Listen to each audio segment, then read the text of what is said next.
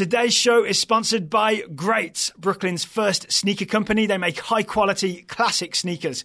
You've heard us advertise Greats on previous episodes of the Total Soccer Show. Taylor Rockwell is sitting across the table from me right now wearing his pair of Greats sneakers. If you want to get your own pair, go to greats.com. Use the discount code Total Soccer Show at checkout. You'll get 15% off. Thank you to Greats for sponsoring today's show.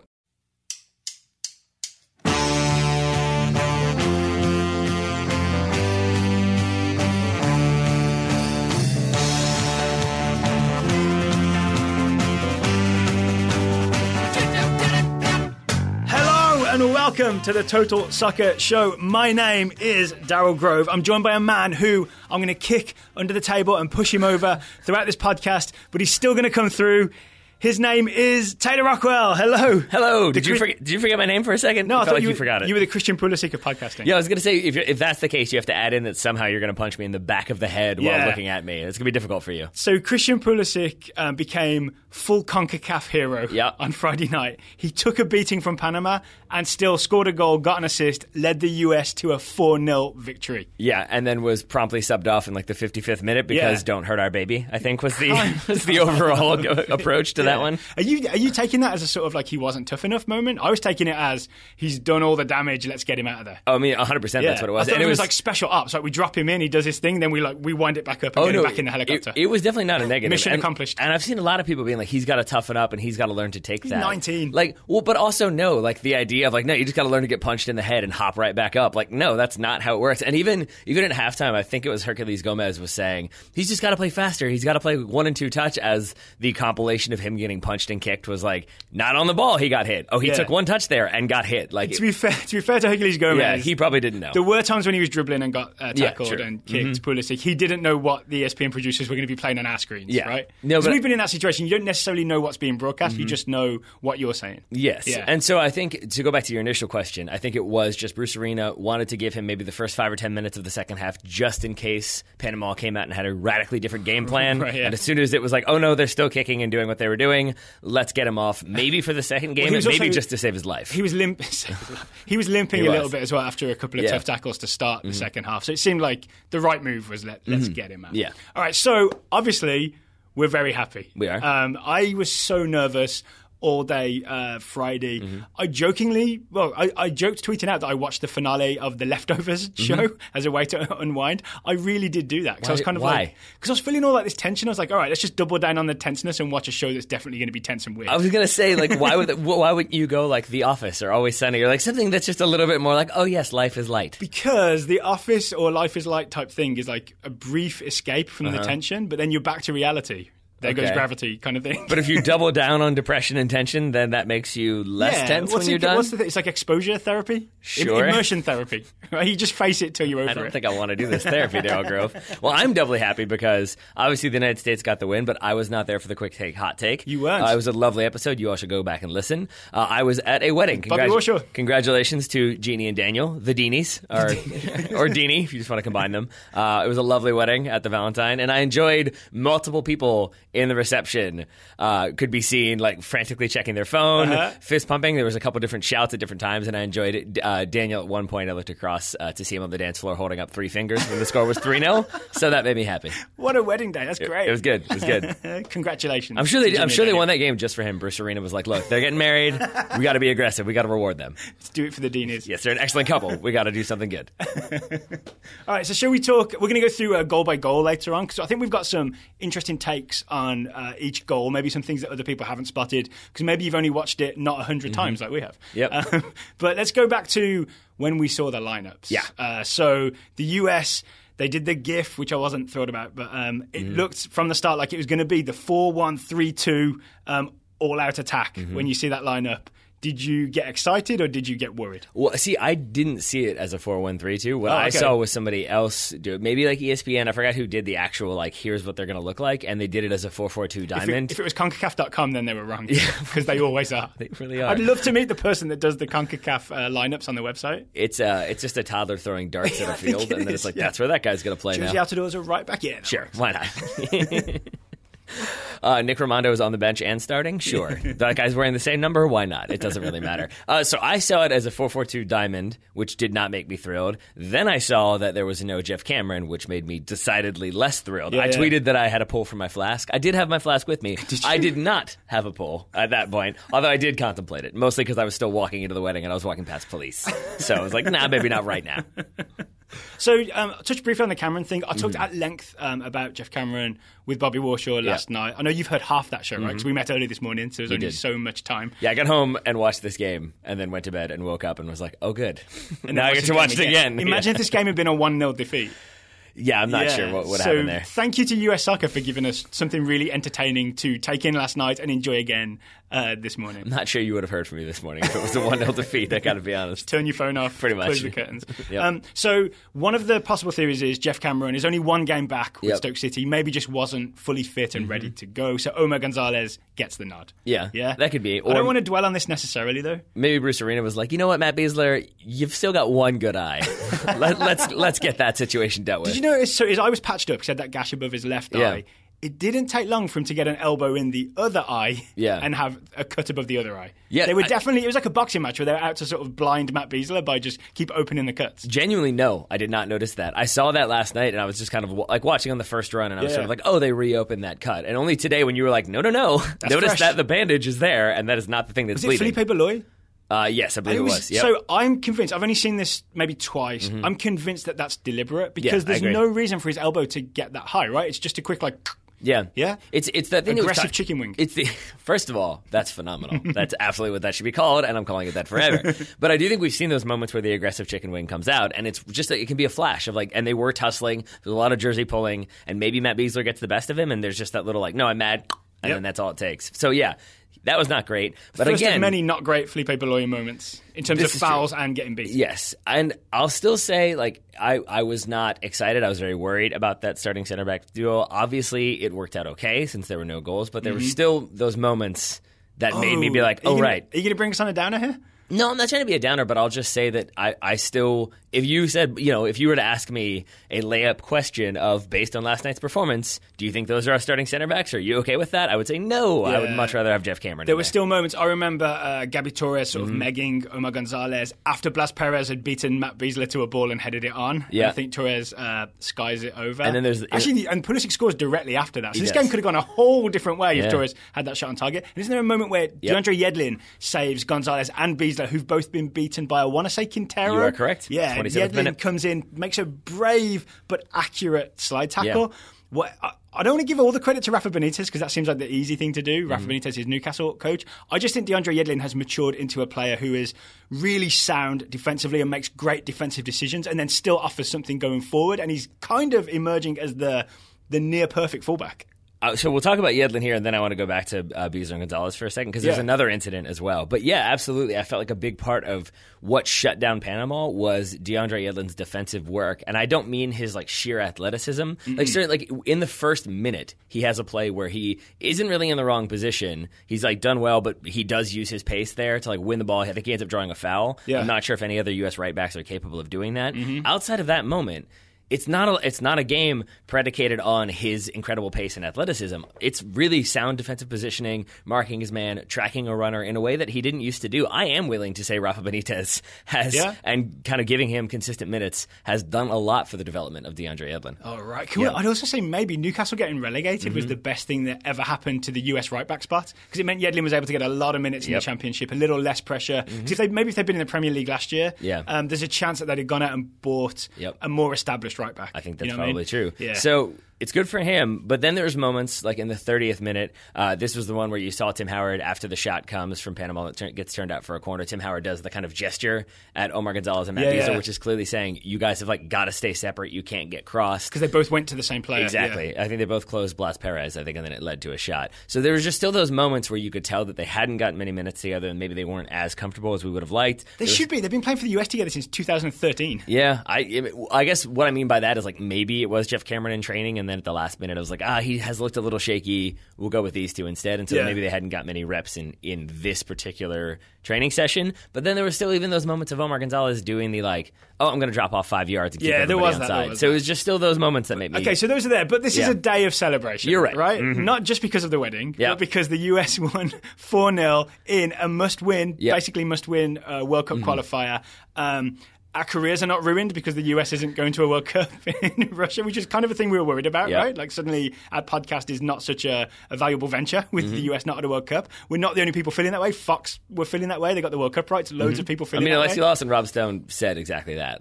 Right? We need them to qualify. Yeah, and then there's just the future of soccer in America. There's all that stuff was kind of at stake if the US got this wrong. I don't know, Daryl. Could have been good for the program. Don't go there. You'll have Matt Doyle. I just want to make Matt Doyle's head explode. We did enjoy seeing Matt Doyle this morning, kind of finding everybody on Twitter who had said, I hope the US doesn't qualify because then it will like blow up the program and we can start again and we'll be better for it. Forgive me because I know there are people out there who love The Godfather far more than I do, and I'm about to butcher the line, but isn't it like today we settle all like the outstanding debts of the family or whatever it is. It's like, that's what it was. It was just Matt Doyle like patrolling Twitter to be like, you said something to me that was wrong? Well, here you're going to hear about it. Well, what a warning here. US does not have a Q next to its name in the hex table. The US has not qualified for the World Cup just yet. I think at the end of today's show, we'll talk about what needs to happen when we go away to Trinidad on Tuesday. Yeah. But, I just want to slow our roll a little bit in that we're not actually there yet. Okay? All right.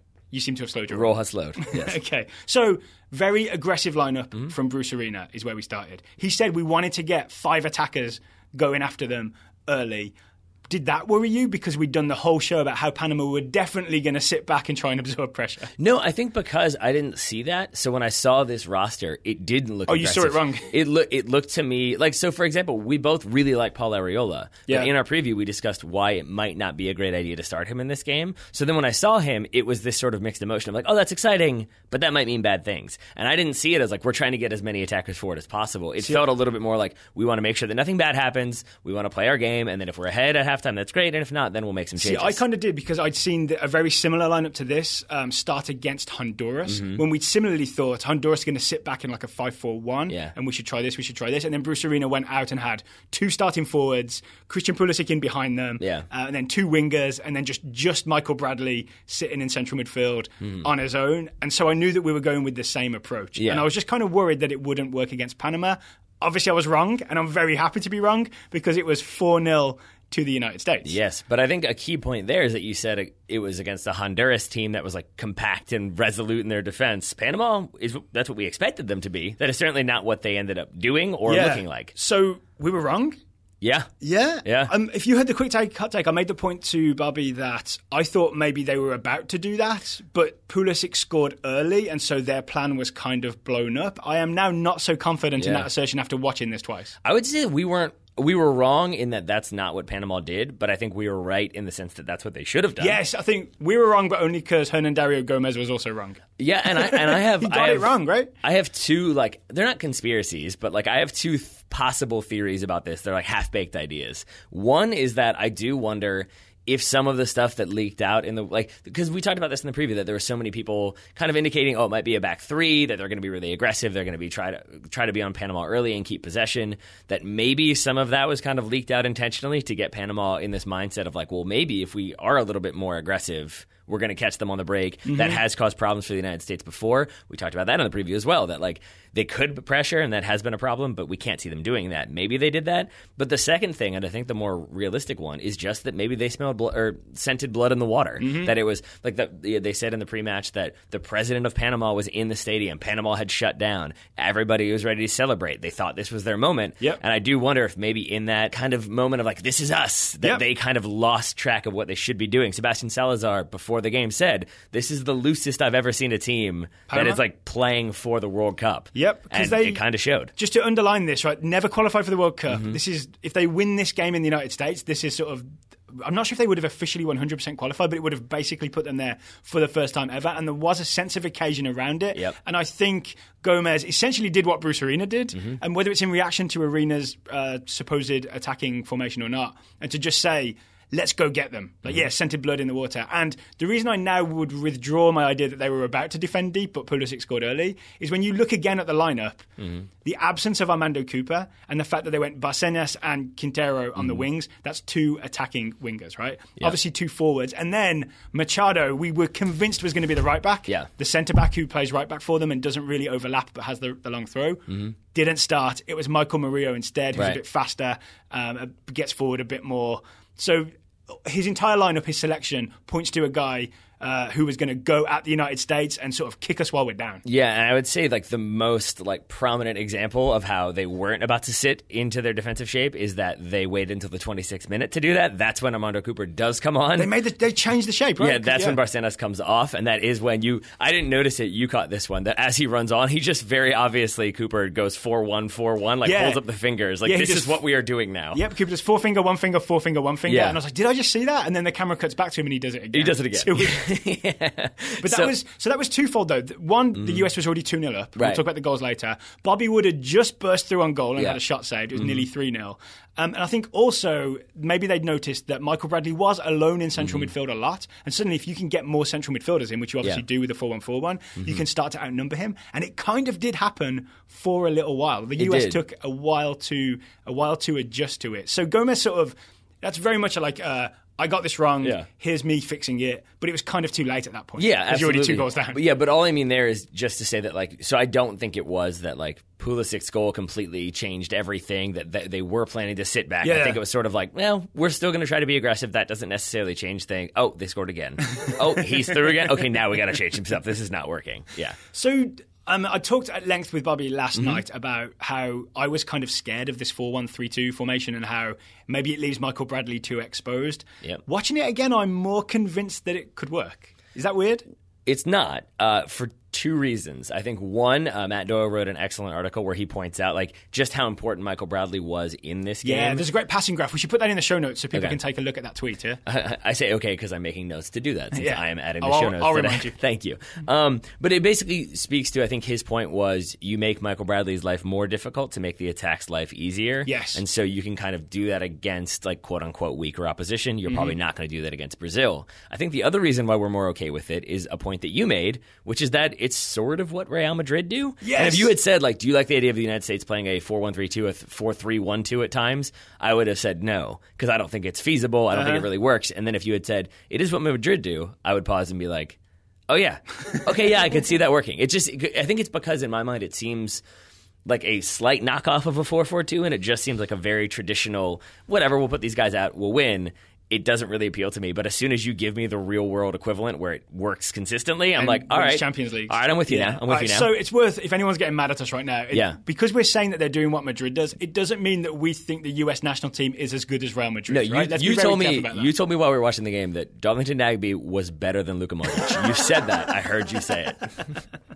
But I think we should explain to people why it's similar. Daryl did not say that. Which is that when we're attacking and when Real Madrid attack, they do go when they have the Ronaldo and Bale up top or Ronaldo and Benzema say up top formation, they do a 4-1-3-2. Casemiro famously is the guy that sits deep, and then you've got probably Isco central, Modric on the left, and Kroos on the right. Yeah. But when they defend, they come back, and it's Casemiro central and Kroos and Modric tuck in. Yep. So you get a 4-3-1-2 at that point. So essentially the wide guys come back and become extra central midfielders. And that's what we saw Areola and Nagbe doing after Hernandario Gomez had switched to the 4-1-4-1 and Bradley looked like being outnumbered in midfield. So my point is that by doing this Madrid thing, which is what I'm going to call it, we can get numbers centrally. It just means pulling Areola and Nagbe back. Right. And it can work. Maybe this could work in the future. Yeah, and I think this is the weird aspect, and I apologize because we're about to talk about shapes on a completely audio it's hard, podcast. Right? I'm doing a lot of hand gesturing at you that listeners can't see. It's okay. But when you were talking in the preview about the idea of an inverted diamond, essentially, is that working.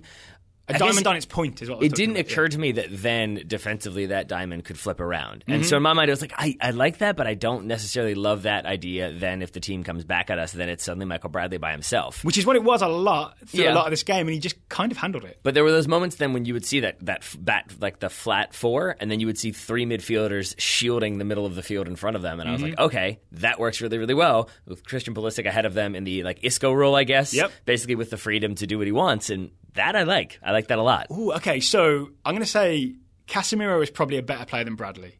Modric is a better player than Darlington Nagbe. I know what you're going to say here. I don't know what to say. Toni Kroos is better than Paul Arriola. Mm-hmm. Is Isco better than Christian Pulisic? Madrid fans will say yes. Yeah. American Madrid fans might be undecided. I feel like there's a chance that it's yes. I think it just depends who you support. Then, yeah, right? I think so. Also, Isco's older, right? And he's a bit more sort of forged and more of a complete-ish player at this point, right? Yeah, he's learned a bit more. I think it's also. But could he do it on a hot Wednesday night in Honduras? Probably, but I think it's also, it doesn't help that like Isco for so long was a player that I think a lot of people didn't appreciate because he wasn't one of those Galacticos, and only under Zidane when it became more of like, we don't need that, we need to win games. Yep. Now he's much more of a value player. Graduated to be a Galactico. Yeah, but it's sort of like, even though he's starting for this incredibly impressive Real Madrid team, it's still like Isco. Whereas if you just flip that and said like Ronaldo's doing that role, is he as good as? It's like, no, of course he's not. Is he as good as Benzema? But no, of course he's not. But because it's Isco, I feel like maybe there's a little bit more leeway there. Right, yeah. Rightfully or wrongly. So focusing on this, like the shape flip that the US is capable of doing, that is why I'm a bit more on board with this formation being useful against superior opposition. When I talked to Bobby last night, one of the things I think I said was I was really worried by seeing Pulisic quite high up the field, waving everybody forward to press, but Bradley kind of holding deep, and Nagbe and Arriola being sort of like, I'm not sure whether to listen to Christian or whether to listen to Michael. Yeah. I think they ended up listening to Michael, especially after the formation switch of Panama.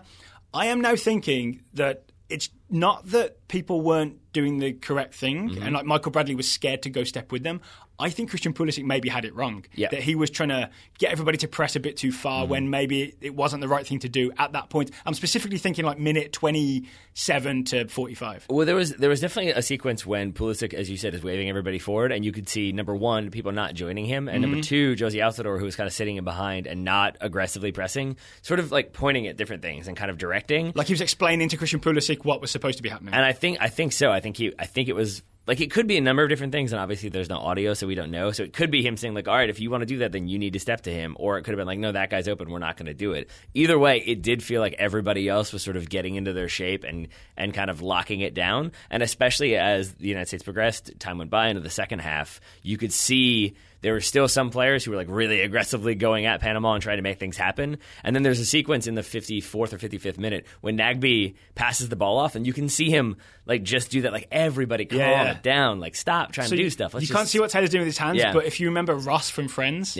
doing the calm down gesture, Nagbe was essentially doing that. Yeah, right? And so I think there was maybe Darlington, Ross Geller, Nagbe. Yeah, and I think it's the we've talked about this before. How like if you come out, first of all, no. Second of all, we've talked about if you come out with this like really really aggressive approach and like we're going to go at them and try to get the goals, it can be difficult to once you get those goals to be like and switch that dial off. Now we're going to go to like calm possession, and it can be a transition that's difficult. And so I do think that was something that they had to navigate, and maybe Pulisic was just kind of up for it, amped up, wanted to score some goals, show off his sweet new tat, all that good stuff. That was a deliberate showing of the tat, right? It felt like it was, yes. Yeah, I think so. And he did cause a bit of a social media storm. A positive one. Oh, yeah, absolutely. The best one being, I don't think it's a tattoo, I think it's a birthmark. Yeah. It's a good line. It's Come a on. good line. It's a good line. It was. All right, anything else to say on the US's shape and formation? No. We had the question from Bobby about, do we think the US went hunting? I heard that part, and again, if people want to hear more about that, they should listen. Yeah, I would say no, I don't think so. I understand like aspects of what he was talking about, and I would say that like he would probably use those as his like evidence of his argument, and I would say that it's more so like Michael Bradley doing Michael Bradley things and just spotting a moment of like, oh, that guy's open, I should step to him. I did see. So Bobby specifically asked, when you rewatch, could you take a look? How often does Bradley leave the defensive midfield just holding the zone spot, and how to go out and try and win the ball? And I did see more of that than usual. Okay, so that's encouraging at least. But I didn't see it enough to be like, oh yeah, this is definitely the plan. Well, I guess this is my question though: is like, is that the confirmation bias where it's like once you're looking for Bradley stepping, then you see it more than you used to. Then you see it more than you would otherwise. Again, I'm not saying that Bobby's wrong. It's just more like I didn't see a consistent plan of like everybody step, everybody get to a mark, make sure that everybody's shut down. It felt more so like Bradley kind of doing the very smart Bradley thing of like he'd be on the left side defending. When that ball would switch, he'd drift over to the right, hang in the middle a little bit, and then if there was an opening or somebody wasn't being marked, he would step to them to lock it down because that's kind of his job.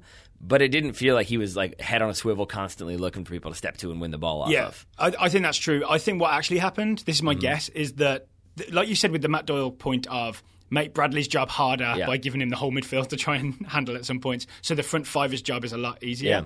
I think essentially Michael Bradley was trusted to make his own decisions of when to hold them and when to go and fold them. Meaning fold the Panama players. No, that doesn't work. Listeners, but you can't see this. I'm shaking my head. Correctly, I think. It didn't work. But he was trusted of like when to hold position and when to try and like shade people certain ways and direct traffic and when to just go and step and win the ball. And I think that works better. For the most part, he did. For the most part, he made the correct decisions. I don't remember any time when it was like, oh, Bradley shouldn't have stepped out there, or oh, Bradley should have stepped out. He's allowed too much pressure to come in. I feel like he made a lot of the correct decisions under a lot of numerical pressure. Absolutely. Yeah. And that's where so it's a credit to Bobby for like pointing those little moments out. I think he had some other great insights as well. One great insight I think he had that I think you missed was when you guys were talking about Fun Bruce and he dropped the Fun Bruce Goes Electric. That was I don't know what great. That is. What is that? It's Dylan Goes Electric. Oh, yeah. I've got that album. Like the Albert Hall, right? Yeah. I get it. Yeah. So that one made me crack up. Well, except everyone booed him, right? Yeah, that didn't go so well. No one booed Bruce last night. No, but they booed him a little bit beforehand. Costa Rica. Yeah. Can we talk actually about the atmosphere at Orlando? Because you said we couldn't hear what the players were saying. One of the reasons for that is that the crowd were very loud. That they were. Great atmosphere at Orlando. Yeah, and I can't remember who tweeted it. It might have been Lawless. Or no, I think it was Jason Davis said that like I'm okay with like USA Mexico in Columbus, and I'm okay with USA Panama being in Orlando from now on. Just forever. I mean, yeah. I mean, it was a great atmosphere. It was a great crowd, and I'm not gonna lie. I really enjoyed like the rainbow seats are a very like important reminder of the world we live in, and then I enjoyed that when you see goals scored, you see like Army flags and rainbow flags and U.S. flags and everything in between, and it's just a sort of like. It's a reminder that this U.S. national team is a very all-inclusive team, and that's one of the many reasons why I love this U.S. national team. It's a national team. Thank you, Orlando. Yeah, thank you, Orlando. It's a national team when Michael Bradley will take the fine for wearing a rainbow. Yes, sir, and pay it himself, lest we forget. Yeah. Pay that $1,000 fine himself. Yep. All right, do you want to get to the goals? Sure. So we've talked about what Panama did incorrectly, but it really goes wrong for them in the first 10 minutes when Christian Pulisic runs in behind, skips around Jaime Pinedo and scores with sort of Torres sliding after him and missing by a fair distance. Yep. Yeah. So it all comes from a goal kick, right? It's a Tim Howard goal kick, which he just like bangs up there. And I think the first thing I want to say that is worth noting is the proximity of Bobby Wood, Jozy Altidore, and Christian Pulisic to each other when that ball goes forward, which is, like, to give Bruce Arena his full credit, that is part of the plan, right? Is to get Wood, Altidore, Pulisic as, like, in the faces of Panama's defence as possible. So you don't just have to, you're not just faced with one Jozy Altidore where you can maybe pass him around and deal with him in some way. You're dealing with three people and it makes things hard. And if you watch this slowly and repeatedly, you see the confusion that the numbers, just having three attackers, brings to the Panama defence. Yes, agree with that. But I would add on that it's not just having the numbers, it's having intelligent numbers. Because a lot of times, I think on goal kicks, it's a player stands there, your two biggest players who are most likely to win it, those are the ones you put in the best possible position to win it. And then everybody kind of maybe runs off or stands around and waits for that second ball. Yeah. In this situation, the way that they kind of changed it up, and Jozy went deep, Bobby Wood came in, Christian Pulisic ran off of Bobby Wood, and they actually confused their markers to the point that it was Beloy who was trying to step to Wood or track Wood. And instead, I think he loses. He gets bumped into by Christian Pulisic. He runs into Christian Pulisic. Yeah, and so then it ends up being Gomez who has to challenge Wood, but now he's trying to close ground. Because he's slow getting there because Wood has seen it first and he was expecting Beloy to challenge him. And that's why Wood is able to win it like fairly uncontested. But then because there's movement off the ball already, now Jozy Altidore has a little bit more space. He plays in that lovely first touch, which we were maybe not sure was lovely at first. We've gone back and watched. It's about as good as it could be, I would say. I said last night that he plays it too far behind Pulisic, and Pulisic has to like lean back and get it. Like, again, quick take, hot take. I'd only seen it once in the replays that ESPN offered me. After watching it again, I feel like I owe Jozy Altidore an apology. It's actually, that you said, the best it could have been in that situation. Because if he tries to play any more ahead, then it gets probably intercepted by a defender. Yeah. So, and it's not quite behind Pulisic. It's more just he has to sort of open his leg up a little bit to take it with him. And maybe it's just the fact that Jozy Altidore doesn't expect Pulisic to be as on the ball as he is, because once he starts making that run, once they like swap spaces, he and Bobby Wood, Pulisic continues his run, and it's not that thing where like they switch and then he stands there and waits to see what happens with the header. Once they switch, he continues to go towards goal, and that's why he's in a position to receive that one touch from Jozy Altidore. So it's that good movement, that intelligent movement, but also the numbers in there that leads to Christian Pulisic being in on goal. And I think if you watch it again, Pulisic starts his run as he sees Bobby Wood go to challenge for the ball. It's like definitely sort of reading what's going to happen and sort of being there ready for the best possible result. Yes. There's a lot of Pulisic's confidence in his teammates to flick it on, but also his reading of the game that's what's going to happen. I mean, and if you want to look at this goal, like, in the end, it looks sort of like, he's in on goal, he takes a touch, rounds the keeper, puts it in. But it's like kind of everything you want. Like, it's an intelligent read, it's an intelligent run, it's good technical ability to keep the ball at his feet and in front of him. Yes, from Chrissy P. But then it's the like raw athleticism to, is it Torres that I think is trying to track him? Torres slides and misses. Because you just see that breakaway speed of Pulisic. Then he gets around the goalkeeper, and then Pinedo, and then the technical ability to like, has a really tight angle. I thought he had maybe killed it, and instead, I thought he was going too close to the end line, and that's a tough angle, and maybe someone's going to clear that off the line. Because there were players there, and he puts it in the exact spot he needed to put it while falling over. Oh, yeah, absolutely. Because there is a defender on the line, and he tucks it in just between the defender and the near post. A lovely finish from Christian Pulisic. Right. And then a sort of arm-shaking, his body vibrated type celebration, right? It's the celebration of a man who has an American flag and an American eagle tattooed on his arm. Yeah. One other quick point I wanted to make about this goal, which we have not yet touched upon, and I didn't even think about it until you made the point, that it's a goal kick from Timothy Howard. And we had been very concerned about his distribution. We had some concerns. We'd asked some Colorado fans. His adductor muscles. And they had said, like, his distribution has been a little bit lacking at times. The goal kicks have been a little bit shorter, tend to go wide. So that it comes from He was horrible in the Costa Rica game. Or was it the Honduras game? One of the recent games, his distribution was terrible. And I think also against maybe Sporting KC, he had some really bad giveaways that we were sort of like, that's not good. Yeah. So to see him belt that ball long and look just fine, it made me very happy. Now that I think about this. There's a bit of grey in his beard, but none in his adductors anymore. That's good, I think. I'm not sure that's technically accurate, and we should move on very quickly. There was a bit of grey in his beard. Not what I'm talking about. Okay. Just saying, if there's grey in the beard, there's probably grey elsewhere. That's all I'm saying. Taylor. You took us there, man. You took us there. No, that's not where I was going. All right, anything else on that goal? Because it is sort of a huge, huge goal. Just that it makes me very happy. It made me very happy at the time because, number one, it was Pulisic, and I felt like that was kind of what every journalist wanted the world over. That's what I was going to say. So we just had that 60 Minutes appearance, which I'll be honest, I still haven't seen. Nor have I. I kind of feel like there's nothing there for me. I also agree right? with that, yep. But like, it's the hipsterness, right? It's like, I was here before you. I was listening to that band in 2005. It's Ron Swanson at Home Depot, where it's like, can I help you? I know more than you. Like, it's so like 60 Minutes. Am I going to watch him volley, and then it's going to be a conversation about how most Americans don't go to Germany when they're 16 or 17 or whatever. But think of it this way, right? There's a lot of people who would have seen Pulisic for the first time on 60 Minutes this past weekend, I think it was. They're the same people who will not watch World Cup qualifying, right? Because they're just not that interested in soccer.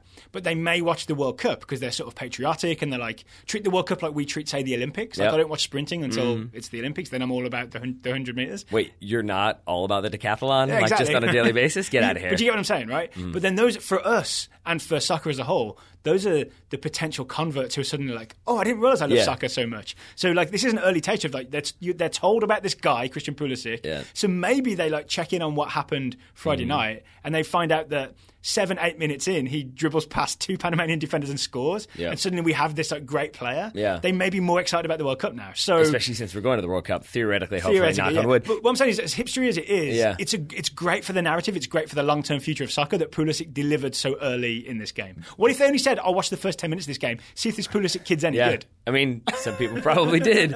I will also add, though, that now those takes have to be done, right? We can't do any more like, here's Christian Pulisic, get to know him. It's like here's the player you don't know about that you should be watching. Taylor, if I had a time machine, I would send you to May 2018 and I would show you some takes. Oh, you think so? You think that's yeah. There'll be like Fox will have on their main channel a documentary. I'm 100% sure. There's going to be wall-to-wall Christian Pulisic coverage. Well, no. If we go to the World Cup. Wall-to-wall coverage is fine because I think at that point he will be far and away our best player. What I mean is more so like, here's a player you don't know about that you should get to know is what I mean. It's more so like I feel like after a 60 minutes documentary, starting regularly in the Bundesliga, starting in the Champions League, scoring goals in World Cup qualifying in all important World Cup qualifiers, I feel like you got to get rid of that. There's still going to be those people who are just coming in for the World Cup. All right. Yeah? All right. Yeah. I suppose. Yeah. Just get rid. You don't have to watch it. Just be glad that other people are being introduced I'm to not going to. I feel like as soon as I hear another podcast, one of the several based in London, talking about this kid that you probably don't know, that's where I'm going to be rolling my eyes. They might get stuck up there. Wait to not name anyone specifically. Yeah, Good there's job, a couple. Taylor. There's a couple. Good job, Taylor. Bobby Warshaw asked me last night, what is Christian Pulisic's best position for the US national team? And I accidentally redirected the conversation. That seems like a conversation a lot of people want to have. I think the answer is through the middle, even though the second goal is Christian Pulisic crossing in from out wide. It's him in the middle. Yeah. That's it. Because then he has the option to go wide if he wants to. Yeah. But it's harder to track, right? This is me saying that there's no point in having this conversation. You're saying, 100%. This is done. At least for the United States, yes. And for exactly what you said and for what we talked about previously, that he's in that Isco role where he can kind of have that freedom. Like if you want to go left, go left. You want to go right, go right. If you want to be in the middle, go in the middle. Jozy Altidore and Bobby Wood will play off of you a little bit. You can play off of them. That was nearly a Cat Stevens song. I mean, that's, first of all, Yusuf Islam, thank you very much. Second of all, that's fine. Because it was also, there were times when Jozy Altidore dropped into that spot and Christian Pulisic was the furthest ahead of any American attacker. So I feel like that kind of flexibility and the other strikers. It is weirdly a front three, right? Even though we're calling it a 4-1-3-2, in some ways it becomes a 4-3-3 of sorts. Yeah. And so I think that absolutely suits his game and suits what he brings to the table for the United States. Okay, yeah, I like it. And I think as well of the game, I can't remember which one it was. Maybe it was the away game against Panama or one of the recent games. Pulisic played essentially right wing in a 4-4-2, but was told to come and drift in field when he wants to. But it's not the same as having an actual central role where you can drift left and right and not leave a big hole on one wing. Yeah, because that's the thing, right? It's like for Borussia Dortmund, I think he is one of their better attacking players, but I don't think he is. Three. I don't think he's their best one, and I think that like if you try to isolate Christian Pulisic, there's still this guy named Pierre-Emerick Aubameyang who is ready to score a goal. You've got lots of other people out there who can do just the same. Whereas for the United States, if you put Christian Pulisic out on one wing or the other, you do kind of put him out there, and then defenses can be like, all right, shut him down on the wing. And then maybe the United States gets overly focused on getting the ball to him out wide, and suddenly it's constantly going out to the left-hand channel or right-hand channel, and it doesn't really work as a consistent game plan. Yeah, so we're settled. Pulisic through the middle. Yeah, I think so. Let's talk about that. Emphatically so. Let's talk about the second goal, which does come from him drifting out to the wing and getting a crossing. Well, in that case. But I want to rewind it all the way back to when the US first wins the ball. Can you name the man with no eyes who wins the ball?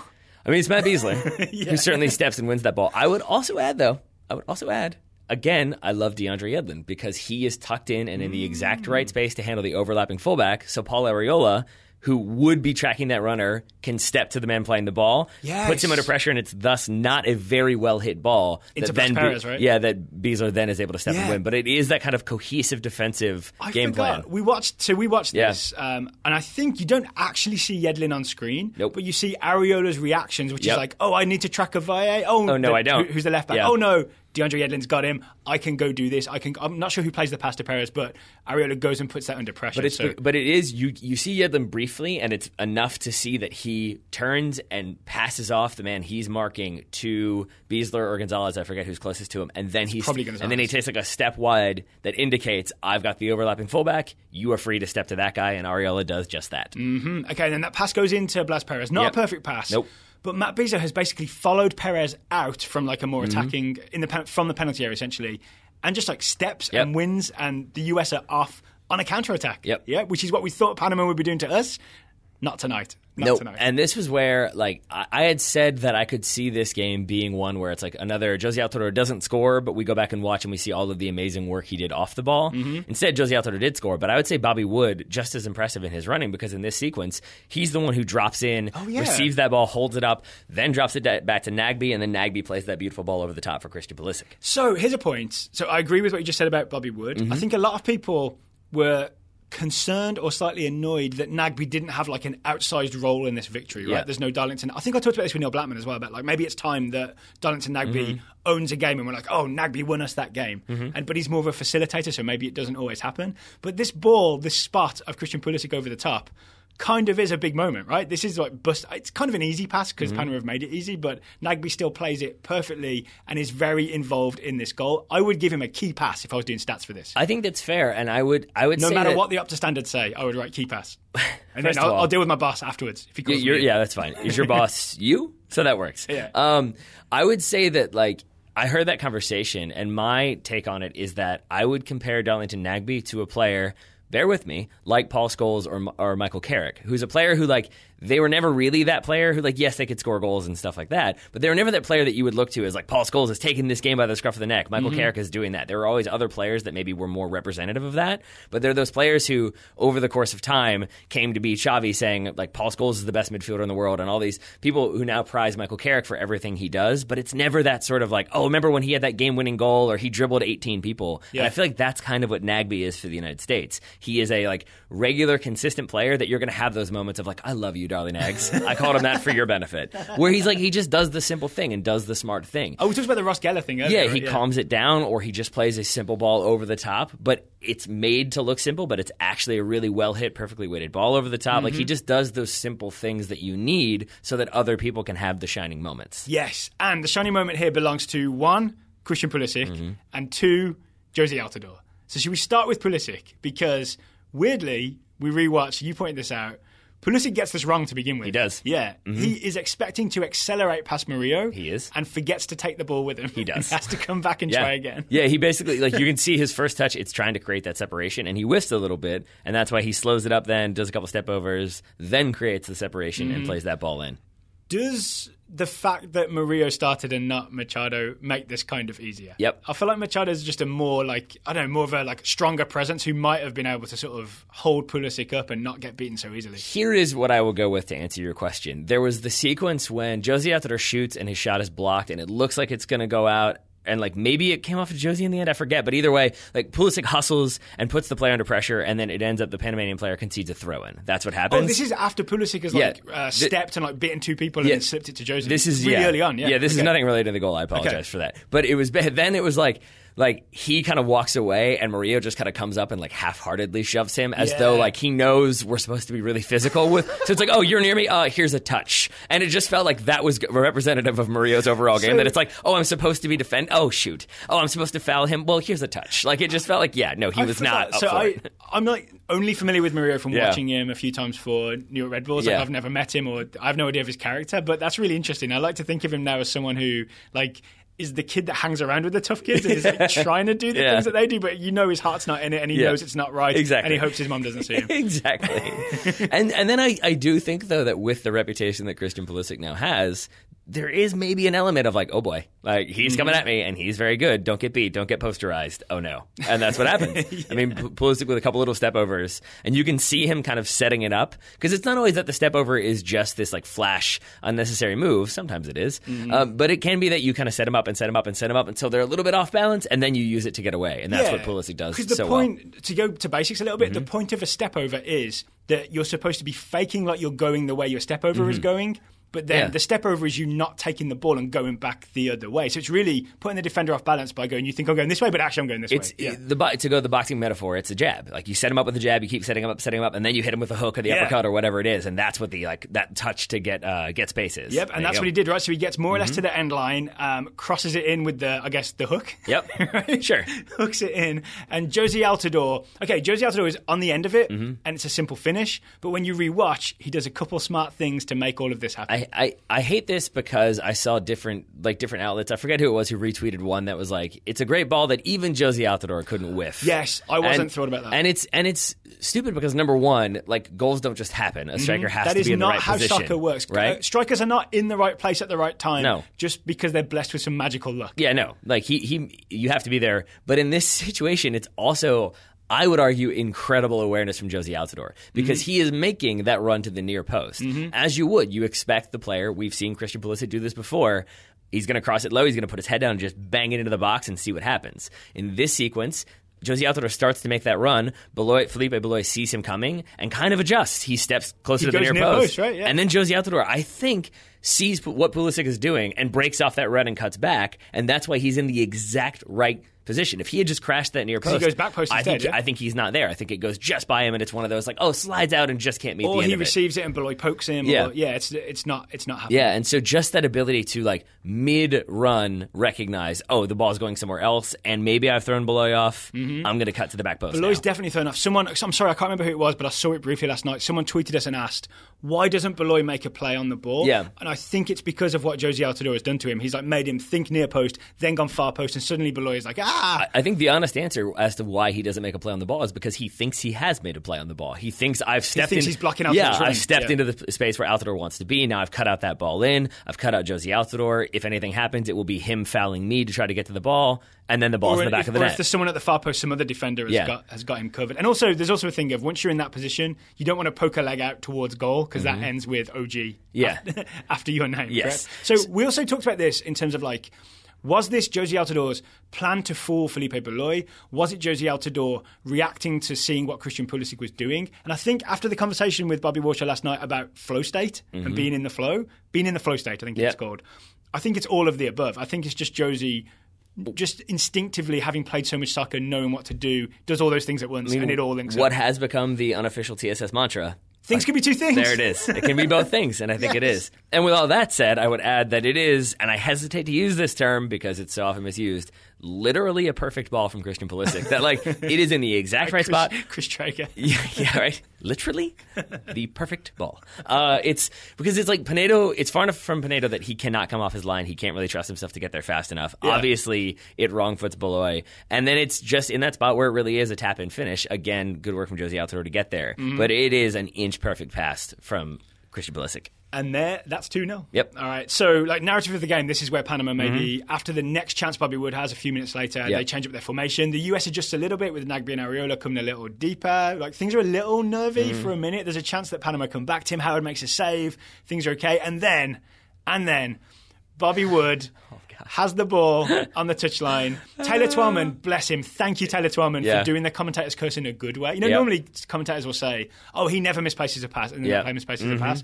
Taylor Twellman says, you can't just rely on Bobby Wood creating some magic out of nothing or something. Or you can't rely on moments of magic from Bobby Wood. Yeah. Bobby Wood spins, dribbles, wins a penalty. Yep. 100%. Because he's talking, I think, about how the United States in that situation wasn't stepping. So it was Omar Gonzalez, Matt Beasley were a good 40 yards behind the play. Yeah. So there wasn't much support for Bobby Wood. So that's where he was saying that. And while he was saying that, Bobby Wood turns, I think it's Beloy again. I could be wrong on that one. And then basically, it's Cooper who fouls him. Yeah. I'm not sure who he turns on the end. I think he turns Beloy, and then Cooper has to come across, and that's why Cooper is then frantically trying to do something. And what he ends up doing is pulling Bobby Wood down. Was it a penalty? Yes. I didn't see much. I saw lots of little tugs, but nothing that I could say that was the moment. It was more like a series of small tugs as opposed to one big pull. Yeah. I'm not sure if that is how you should award a penalty. I'll say this. I felt number one, it was a penalty because everything we saw from Bobby Wood last night was I am scoring a goal. And it was not we're up 2-0, I'm trying to get us that safety penalty, or even it's 0-0, I'm going down to get us a penalty so at least we get the goal. Yeah. It felt like he was trying to fight his way through. And to that point,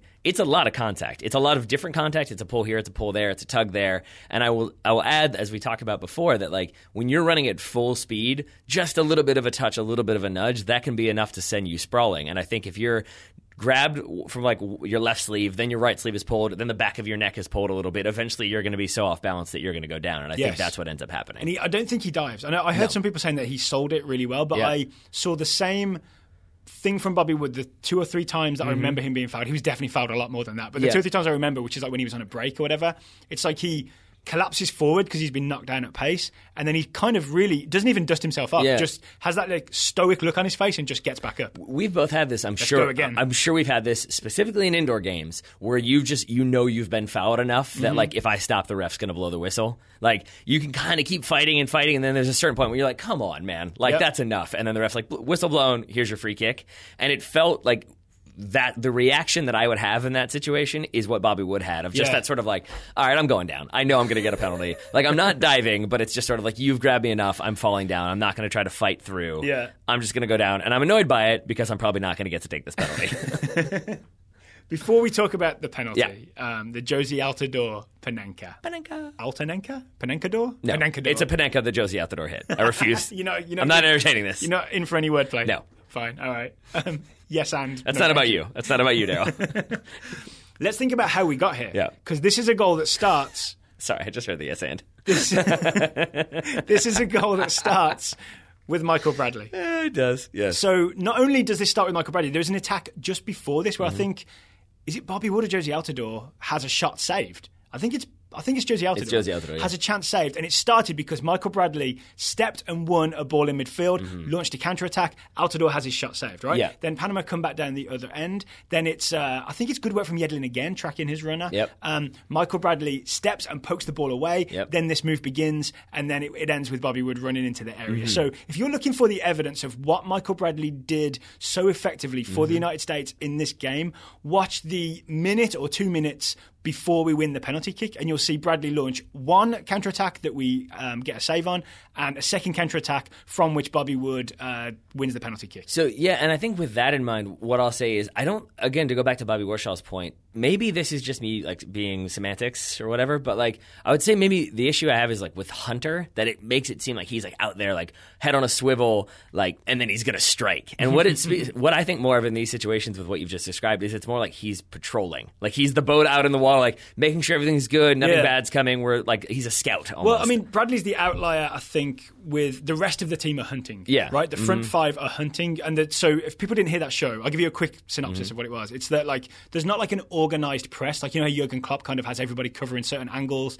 and forcing people certain ways and making sure they win the ball back. It's not as organized as that. And his argument was that at the national team level, you don't have the training and the repetition to establish a machine-like system to have a full-on press like that. But what you can do is just tell a bunch of like really aggressive athletic players to be like, go get in their faces, and you just go hunt for the ball. And it's not necessarily organized, but it is too much for Panama to handle. Yep. Yeah, and I think that's kind of what the US were doing with Michael Bradley. Kind of like it's almost like they hunt and the ball pops loose, and Michael Bradley's the one that comes out with the meat. There it is. Well, speaking of things that are too much for Panama to handle, big steak in his teeth. I could see that. I could see that. He looks ferocious. But speaking of things that are too much for Panama to handle, Panenkas. Yes. Yeah. You mean Altanenkas? Yeah, that's fine. I mean, and it is a perfect penalty. A Panenka is that, if you don't know, it's like that kind of like full run up and then the slight chip that just insultingly flies through the air to the net. So you fake like you're going to bang it hard in a corner, but instead you chip it down the middle, and you're hoping that the goalkeeper dives, or you're expecting that the goalkeeper dives, or you're forcing the goalkeeper to dive to the left or the right, which means the middle is vacated. Yes. And you come out with looking like you're wearing sunglasses. And that is exactly what he did. Or beer. It seemed like he did go celebrate right in front of the Panama away fans. I think he got some beer. There were also some US fans in there as well. Yeah. So I can't tell if that's a US fan. You know, some fans just throw the beer in the air in celebration, right? Which is a thing for people who want to waste $8, right? Or maybe 10 at a game. Or there's a thing where you're mad at a player and you throw your beer at him. I genuinely don't know which one happened to Altidore. I'm going to say this. When you throw your beer in the air to celebrate, again, I do not do that because $8 is a lot. That beer goes up. That beer does not go out. That's true. To celebrate, I don't throw something at your face, is I guess what I'm getting at here. I doubt Jozy even noticed because he was so happily celebrating. He was. One player who definitely noticed, if you see the sideline reaction to this one, is Brad Guzan. Yeah, he celebrates the hardest. He celebrates so hard and faster than anybody else, which has led some people to believe that maybe this was something that the United States had practiced, that maybe they knew that Pinedo goes down really quickly on penalties. I would guess that maybe there's a chance that Brad Guzan, like they were practicing penalties and training, and Jozy did that, and Brad Guzan was like, you got to do that, man. Like, you got to do that if you get a chance. Because he was on it. Like, he was ready for that to happen, and as soon as it looked like a Panenka was happening, he was already celebrating. I'll tell you the reason I loved it the most is because Pinedo had tried some mind games, right? I forgot about that. From the minute Wood wins this penalty, right? First of all, Cooper's arguing for a bit because he doesn't feel like it was a penalty. Panama's Cooper. But then Pinedo comes over, talks to the ref. Pinedo goes back to his line. Pinedo like walks to the post, like does that thing where you clean off your cleats by hitting the post. There was nothing on his cleats. No. It was all about trying to slow it down, make Jozy overthink it, try and get in his head. I think he literally talks to him at one point while standing like, because there's a part where you can see him kind of smiling, and I feel like he's saying like, "You going left, huh? Like he's like just having a couple words because they probably know each other from MLS and past games at national team level. But then to your point, when Cooper was talking to the referee, when Pinedo comes out, all of that is happening at at the penalty spot. Yep. And there's even a moment when Pinedo then like gestures down and is annoyed where the ball is placed on the spot. It is a lot really, of... right? No. He's just trying to slow it down and make Jozy Altidore overthink it. Because the more time you have to think about a penalty, sometimes that can get really bad because you're like, oh, I'll fake right, I'll go left, I'll go top corner. There's too much. But also, like, I can't speak to the referee, but I would say that, like, some referees maybe have that sort of negotiation approach of, like, okay, fine, like, I see your point. Maybe he could move the ball a bit more central. If it's enough to get you to shut up and go stand on your line, fine. Jozy, can you move that ball a little bit? But now it's succeeded because you've made the player who was already like there preparing, knew where the ball was focused on the penalty. Now to be like, what? Oh, okay, I can move it. That's a win for the goalkeeper. Exactly. And so which isn't what happened, right? They didn't make Altidore move the ball. No, nothing at all. He said he just pointed to the line and then Pinedo took his time. Yeah, exactly. Go stand over there and get embarrassed. But no, I'm with you that with all of that kind of gamesmanship, I do love that then it was like the most insulting way to score a goal. Because all Jozy did, like, he kept staring at the ball. He was crouched down for a little bit. I saw him twice because it was obviously very humid in Orlando, right? He twice did that thing where you wipe the sweat off your face with your jersey. But that was it. He didn't give anything else away. Nope. And then he did the coolest thing you can do. Yep. It was lovely. It was lovely. He Altinenke'd it. He sure did. Panenkadored it. But not the prettiest goal of the evening, I have to say. I think Bobby Wood's goal was the prettiest. Oh, really? Okay, you want to talk about this? I do. Okay, so the man you were very excited about during this goal... Dax McCarty. We like to watch again and pick out the things that other people didn't pick out. I didn't spot this first time at all. Loved everything about it. Dax McCarty is the guy that came in for Christian Pulisic in, the 55th or 60th minute.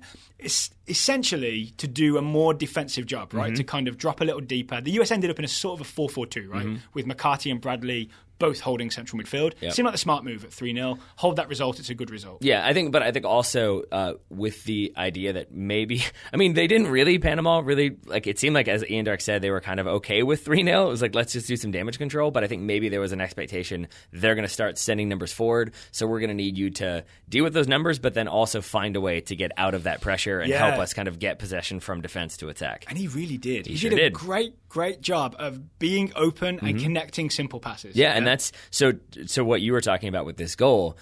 Like, you might say he's involved because he ends up like getting on the end of a bad pass and just gets a poke through that I think goes to Areola, and then Areola has the assist for the goal. But I would say if you go back a minute and watch, the United States has the ball. I think it goes all the way back to Tim Howard, or the center backs have it, and the entire time that they're moving the ball from left to right and right to left, Dax McCarty is constantly moving and adjusting and getting himself in a position where either he pulls away a Panamanian player or he operates in space where he's then an outlet. And even that final ball that comes, I think, from Omar Gonzalez that splits the defense, I think it goes into the feet of either Bobby Wood or Jozy Altidore, who have dropped deep.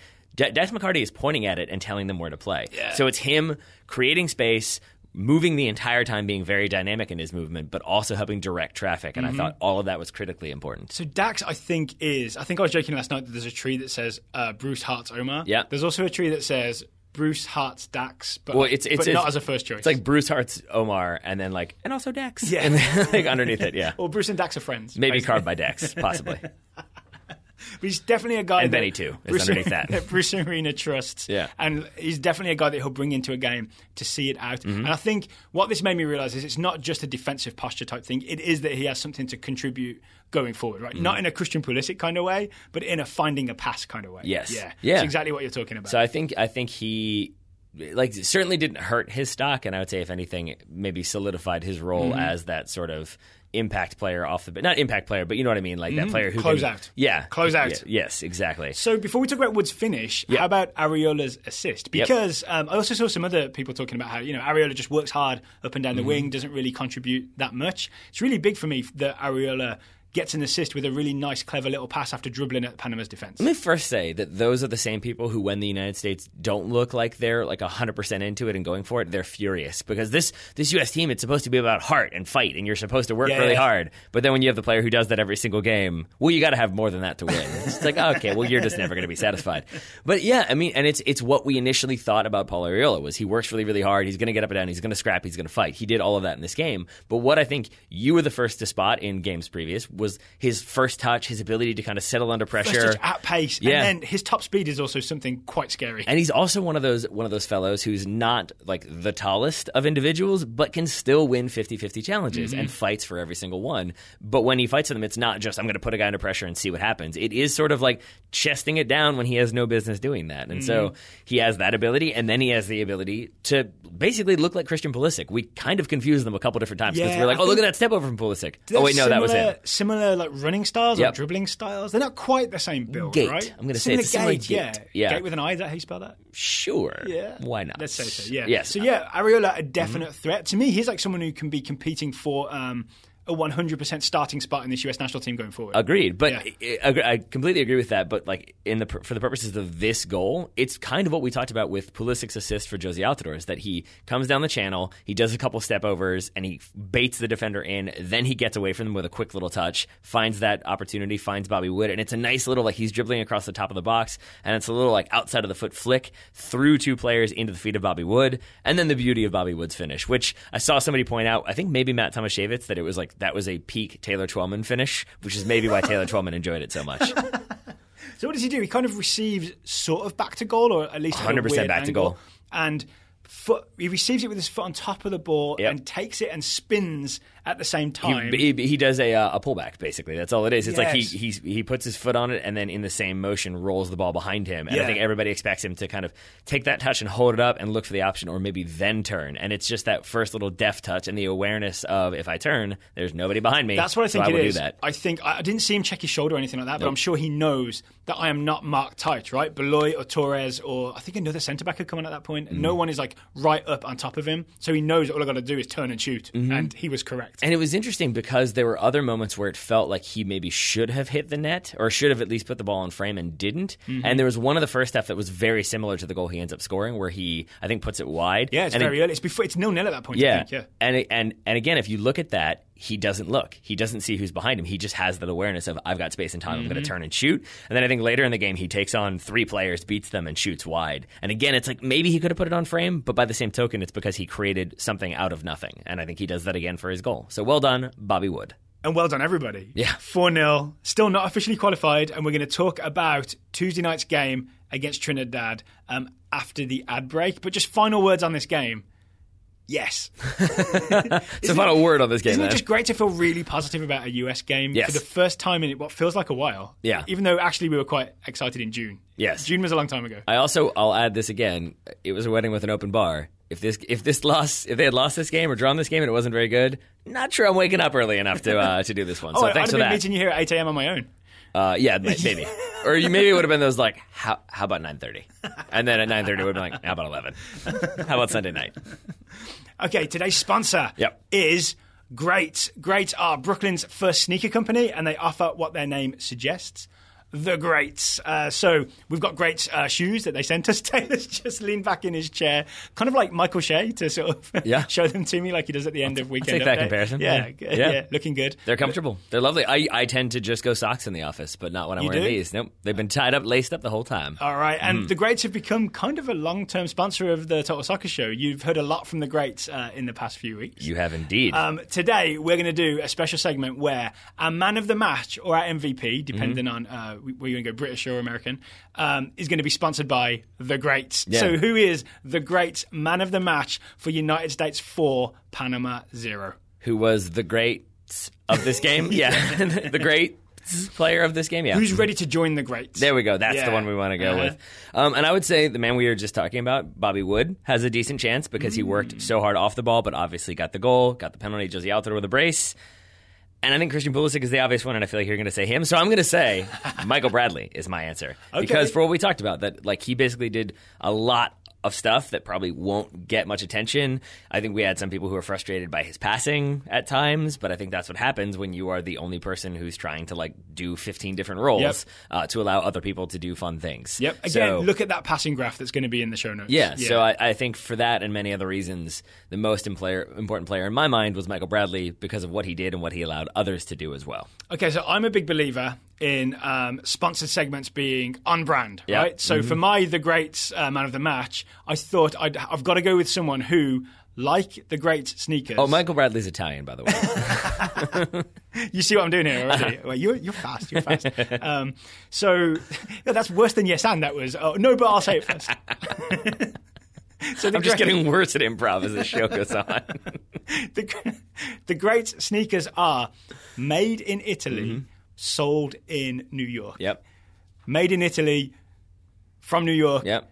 Bruce Arena is the great man of the match. Michael Bradley played in New York and also in Italy. Well, that's Boom. true. That's true. Yeah. That's really good. I'm on brand too. All right, yours works too. I'm glad I've just stomped all over yours for whatever purposes. I mean, so the great shoes shout, genuinely are made in Italy in this sort of, I've forgotten the name of it. I don't have it in front of me. It's like a valley that's famous for shoemaking, made from leather, and then brought to the United States to be sold in New York. The only region that I can think of right now is the region that the Soprano family is from, because I've been rewatching The Sopranos. It is not that. I can say that much. So I'll leave it at that. And I'll also add that with everything we've just said, it's Christian Pulisic. It is Christian Pulisic because there was the 60 Minutes things and because he delivered and because he terrified Panama. They were so scared of him. They even talked about it afterwards. Like, we came up against superior players. We just couldn't handle them. The only way Christian Pulisic could have done better is if he'd worn a pair of the great Royals to play in this game. That would have been perfect. And if somebody wants to buy him a pair, if he wants to buy a pair for anyone else he cares about, he can do so and get 15% off of his order by entering the promo code Total Soccer Show. That's all one word, all lowercase, at checkout. Just go to greats.com, find the footwear that makes him feel like Christian Pulisic, because he is Christian Pulisic. That shouldn't be too hard. And enter Total Soccer Show at checkout to get 15% off his or you, listeners' first order. So the link will be in the show notes. So lots of celebrating, and rightly so, because this could have been a very miserable day. This is fact. Instead, it's a day of celebration. But I think, as I said earlier, when you look at the hex table, the US is in third with 12 points. To clarify, it's the Hextable. But the Hextable. Cliff Hextable? Yeah, obviously. There is not a Q next to the United States name. We are not qualified for the World Cup. There is one more match day to go, and we're going away to Trinidad on Tuesday night. 8 o'clock Eastern kickoff in Trinidad. It's on beIN Sports. Maybe if we have time, we'll talk about why you shouldn't be mad at US Soccer that it's on beIN Sports. Sure. It's not their choice. No. I think we just did. That's the answer. It's there not we their go. choice. It's not their choice. Yeah. This game, it's not a must-win. Obviously, if we win, we're through, right? If we win, we go to the World Cup. The way I look at the table, if we draw, we're very likely going to the World Cup. I'm not sure I would take a draw right now. I'd rather roll the dice and play the game. Basically, the big question mark here is that Honduras have a game to play against Costa Rica. They've only played 8 games. Everyone else has played 9. It happens today, day of recording. Probably if you hear this on Sunday or Monday, you'll know the result of that game. Exactly. But right now, if Honduras were to win both of those games and the United States were to lose or maybe draw, I think, against Trinidad, then Honduras would go through in third place. Yeah, if Honduras win both of their games, the US would have to beat Trinidad or we would lose on points to Honduras, right? Yes. But Honduras are away to Costa Rica and home to Mexico. So there's that. But there's anytime there's a mathematical possibility, you've got to try and make sure, right? Yeah, and then Panama could still cause problems as well. That's it. Yeah, Panama are actually closest, right? They're in fourth. They're 2 points behind us now. If we draw against Trinidad, Panama win, presuming they don't win by 10 goals at home to Costa Rica on the final game, then we're still good on goal difference. Yep. But the best situation would be to beat Trinidad. I mean, that's the age-old thing. Is forget math, forget all these other things, win, and you're done. Right? That's what we want. Yeah, anytime you have to list the possible results with ifs, ands, or buts, just win your game. Yes. We don't want to be Argentina. Let's just win. We don't want to be Argentina. Nope.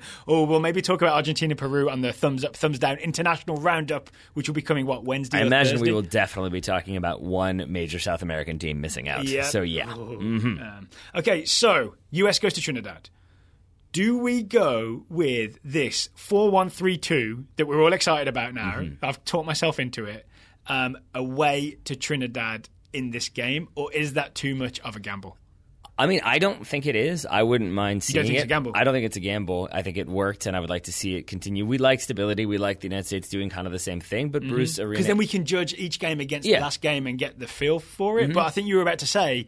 He's never played this formation away from home. No, and he's a pragmatist. And then you look at, Christian Pulisic took a bunch of knocks, took a bunch of kicks, did sub out. Maybe it was 50% protection, 50%. He might be a little bit injured. So if he doesn't start, if he doesn't play in this game, then can you do that with another player? The most obvious candidate, I would say, is maybe Benny Feilhaber.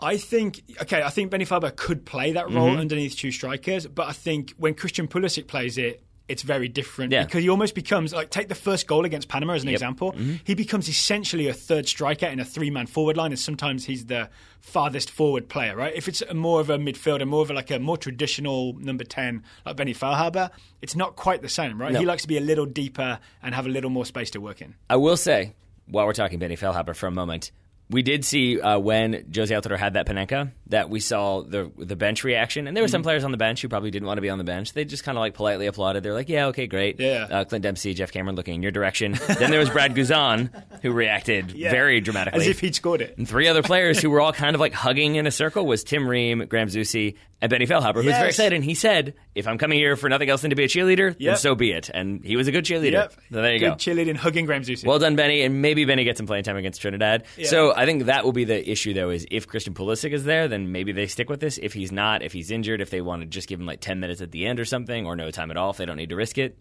All right, here's my take. If this game is important enough that we ideally should win it, and you have your best player, just because he has a couple bruises, right? There was word from the bench on the ESPN broadcast that he's not injured. This was just precautionary. If it's just a couple bruises, your best player should start this game against Trinidad. Yeah, Dortmund might be mad at us if he comes back with some lumps, but I want the US qualified for the World Cup. The very best chance of doing that is to have Christian Pulisic on the field. So I would even say I would guarantee that he starts this game, barring some actual injury between now and Tuesday evening. So with that in mind, then, do you think it is the same like rough approach, rough formation, maybe a couple players changed out? I'm thinking now, I'm so convinced of it that I really would go 4-1-3-2. But again, we just looked back just before recording at all the US away formations in the Hex. It's been pretty much a flat 4-4-2 every time, and it's been like maybe Jermaine Jones alongside Michael Bradley, it's been Kellen Acosta alongside Michael Bradley, and then Pulisic pushed out to the wing. I think the outlier there would be away at the Azteca. Yeah, it was 5-4-1. That was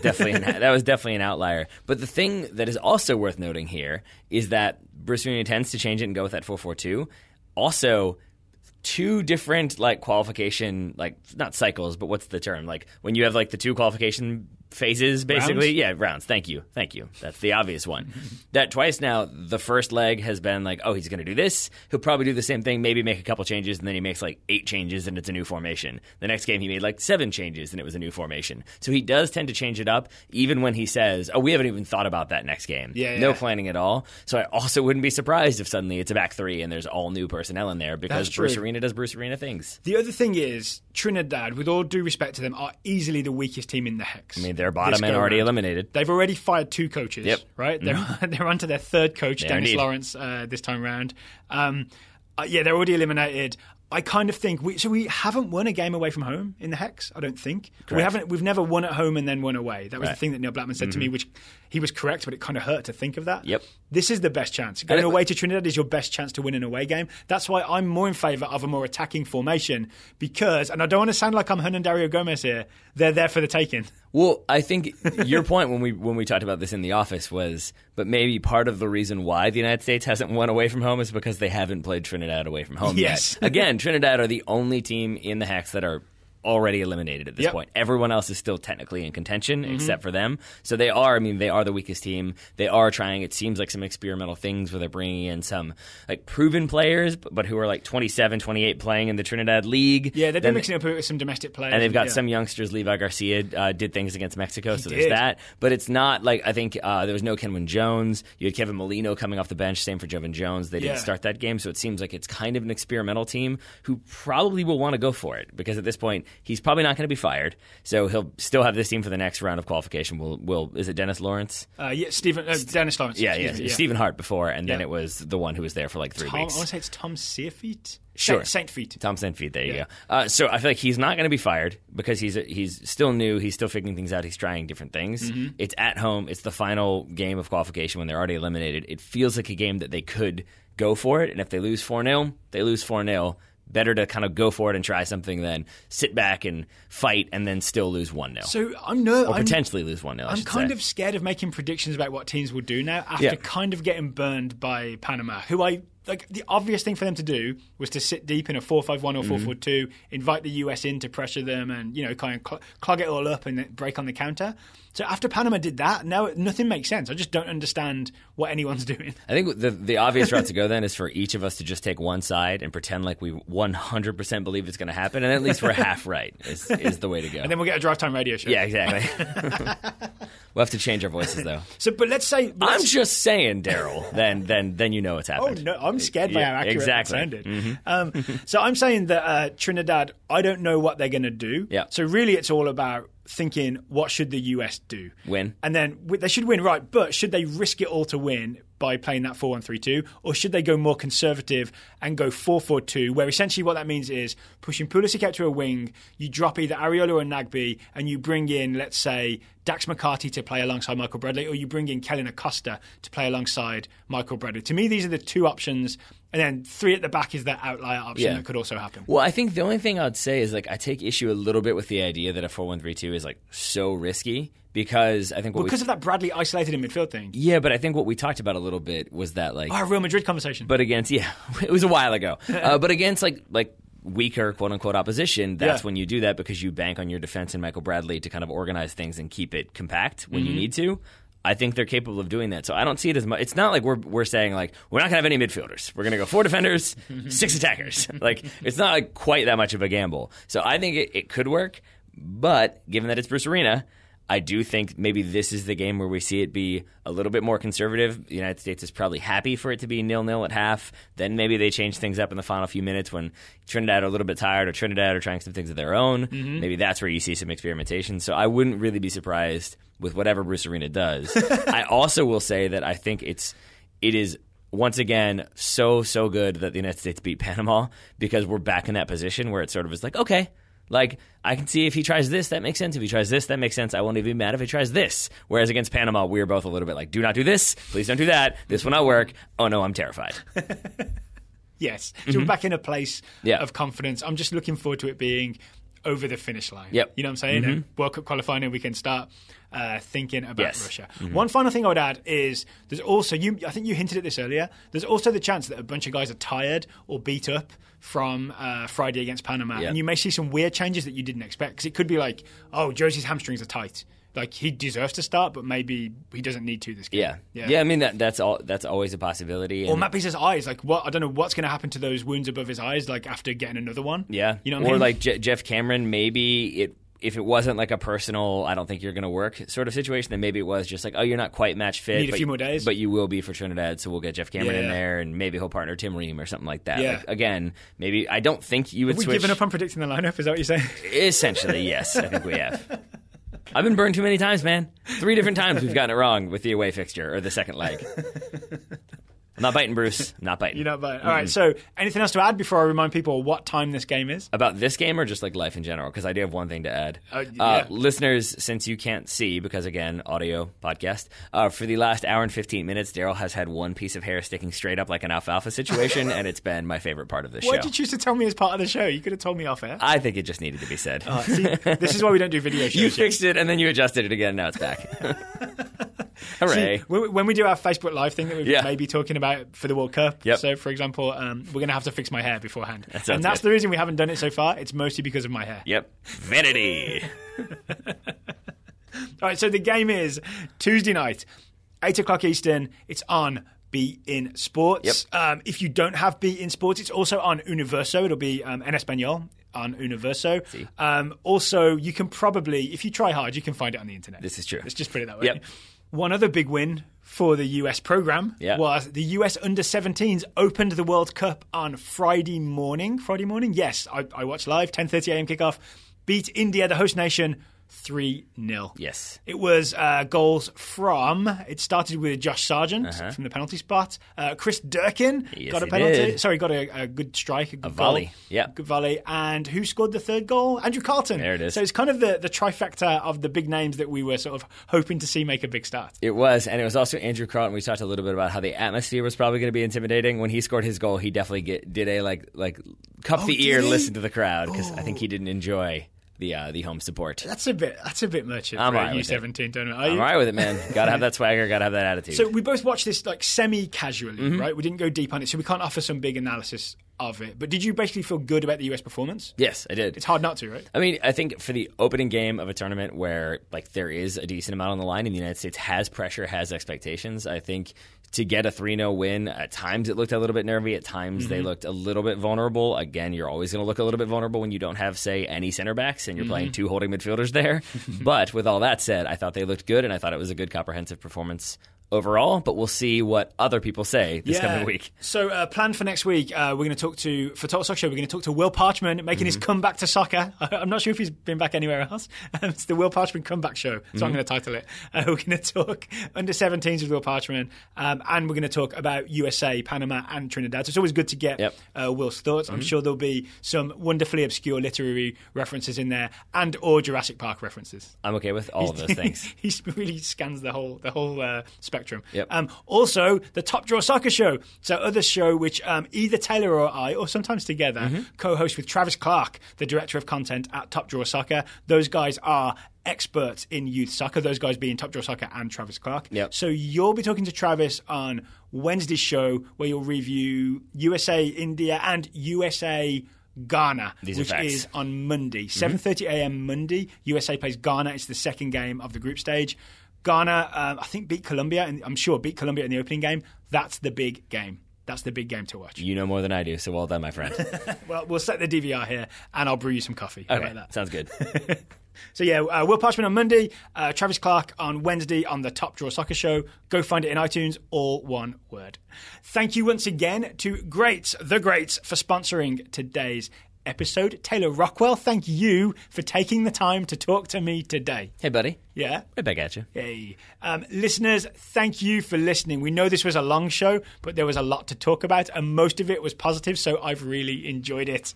As have I. Yay. All right. So thanks for listening, and we'll talk to you again on Monday. Bye-bye.